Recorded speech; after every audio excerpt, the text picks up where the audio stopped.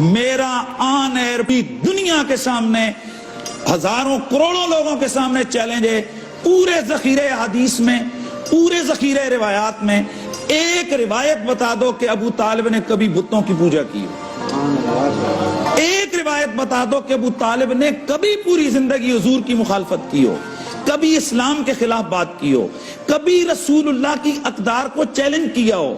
ساری زندگی ابو طالب کی حضور کے دین کی سربلندی کے لیے گزری، حضور کی ذات کے استحکام اور ان کے ساتھ ان کی دفاع کرتے ہوئے گزری۔ تو ایسی ہستیوں کے بارے میں ہمیں بھلے روایات موجود ہوں۔ اور پھر اگلی بار ڈاکٹر صاحب ہمیں حکم ہے کہ آپ ایک طرف آپ کا والد ہو، یہ میں آخری قرآن مجید کی دلیل دے رہا ہوں، آپ کا اگر باپ ہو، لا تجد قوما یؤمنون باللہ والیوم الآخر یوادون من حاد اللہ ورسولہ واللہ کانوا آباہم او ابناہم او اخوانہم او عشیرتہم۔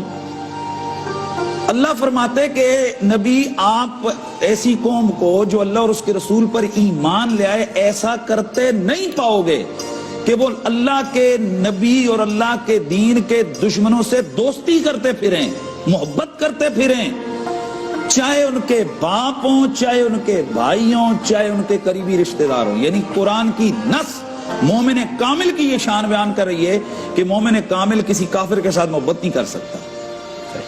سوال یہ پیدا ہوتا ہے کہ جب میرا ایمان کامل ہو، چاہے میرا باپ بھی ہو، اگر وہ اسلام کا مخالف، اسلام کا دشمن ہے تو میں اس سے پیار نہیں کروں گا۔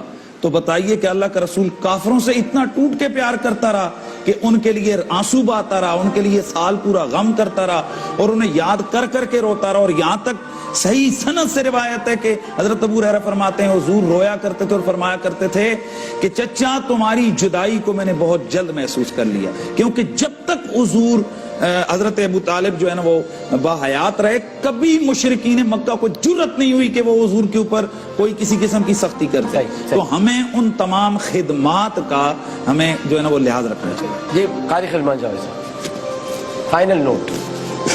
نہیں ڈاکٹر صاحب، اصل میں بات آپ کو پورا واقع نہیں ڈاکٹر صاحب میں بات کر رہا تھا کہ نبی رحمت صلی اللہ تعالی علیہ وآلہ وسلم نے جناب حضرت ابو طالب سے محبت فرمائی اور جناب ابو طالب نے رسول اللہ سے ٹوٹ کے پیار کیا، اتنا پیار کہ اس پیار کو اللہ کے نبی یاد کر کر کے روتے رہے، مختلف جگہ پر اس کو یاد کرتے رہے اور پھر انہیں دعائیں دیتے رہے، کہیں بخشش کی دعا ہے، کہیں ان کے لیے رحمت کی دعا ہے اور کہیں فرماتے ہیں اللہ اس کا بھلا کرے۔ تو مجھے یہ کہنے ڈاکٹر صاحب کہ ہمیں کم از کم حضور کی دعاؤں کا تو خیال کر لیں کہ یار اللہ کا نبی ایک شخص کو دعائیں دے رہے ہیں۔ اور جہاں تک مسئلہ روایات کے والے سے تو ہم پہلے بات کر چکے ہیں کہ روایتیں بے شمار ہیں، کم از کم ہمیں وہ چیزیں بیان کرنی چاہیے کہ جس میں کم از کم کسی کی دل آزاری نہ ہو۔ میں حوالہ دے دوں کہ مفتی شفیع صاحب ہیں، دیوبندی مکتبہ فکر کے ہیں، ہمارے مولانا احمد یار خان نعیمی، ان کی تفسیر نعیمی میں اس طرح اور کئی علماء نے لکھا، علامہ علوسی نے لکھا کہ جناب ابو طالب کا جب بھی آپ ذکر کریں تو خیر سے کریں، اچھائی کا ذکر کریں، کیونکہ ان کا ذکر جب آپ برائی سے کریں گے تو اہل بیت کے یعنی کہ سادات کے دل دکھیں گے۔ اور مفتی شفیع صاحب نے لکھا ہے اور دیگر علماء نے کہ صرف ان کے ہی دل نہیں دکھیں گے بلکہ حضور کی دل آزاری کا بھی یہ چیز باعث بن سکتی ہے کہ ہم جناب حضرت ابو طالب کا ذکر اچھائی کے ساتھ اگر نہ کریں۔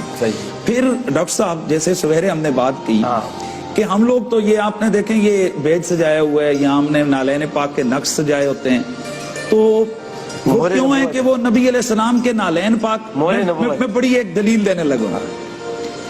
نالین کا کام کیا ہوتا ہے؟